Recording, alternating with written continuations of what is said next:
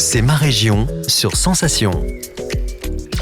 C'est ma région, c'est maintenant. Je suis allé à la rencontre de Mathieu Davina, directeur scientifique du centre de recherche du château de Versailles, qui nous raconte l'histoire de la chapelle royale.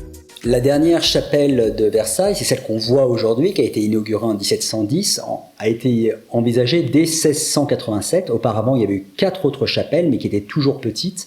Et Louis XIV, comme il est le roi très chrétien, il est le défenseur de la religion catholique en Europe, avait dans l'idée de construire une très belle, très grande et belle chapelle, une chapelle palatine, c'est-à-dire intégrée totalement dans le palais. Et donc il en a eu 4 autres, mais qui l'ont jamais satisfait. Et en 1687, il envisage, sur des plans de Jules Ardois-Mansart, donc son premier architecte, la chapelle qu'on a aujourd'hui. Sauf que à peine 2 ans après, il y a la guerre de la Ligue d'Augsbourg, qui est une grosse guerre européenne dans laquelle la France est impliquée et pratiquement seule face à l'Europe, qui commence. Et donc il va stopper net les premières fondations. Et les travaux vont reprendre dès 1699, la guerre se termine en 1697, et 2 ans après, Jules Ardois-Mansart, qui est toujours le premier architecte, mais qui est également devenu ce qu'on appelle le surintendant général des bâtiments, c'est-à-dire qu'il a la charge de toute la construction en France, de toutes les constructions en France, va reprendre ce chantier qui va s'achever en 1710. Alors Mansart, lui, sera mort en 1708, c'est son beau-frère Robert de Cotte, comme premier architecte, qui va terminer les travaux, et la chapelle est inaugurée en 1710. Donc finalement, Louis XIV ne va la connaître que à peine 5 ans, puisqu'il meurt le 1er septembre 1715.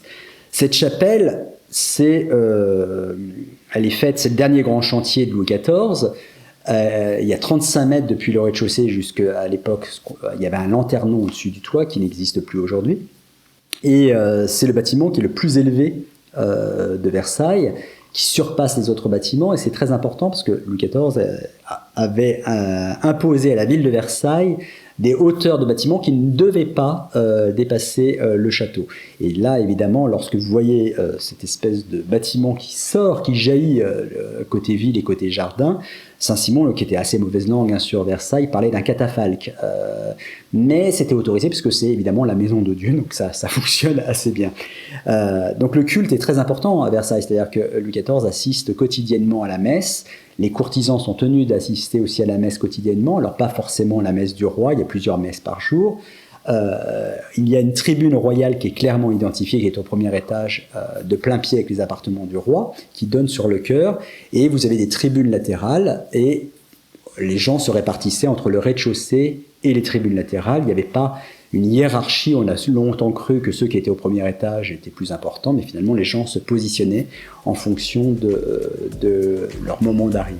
C'est ma région, c'est tout pour aujourd'hui. Rendez-vous demain pour mieux connaître l'Île-de-France sur Radio Sensation. C'est ma région, le magazine de découverte sur Sensation.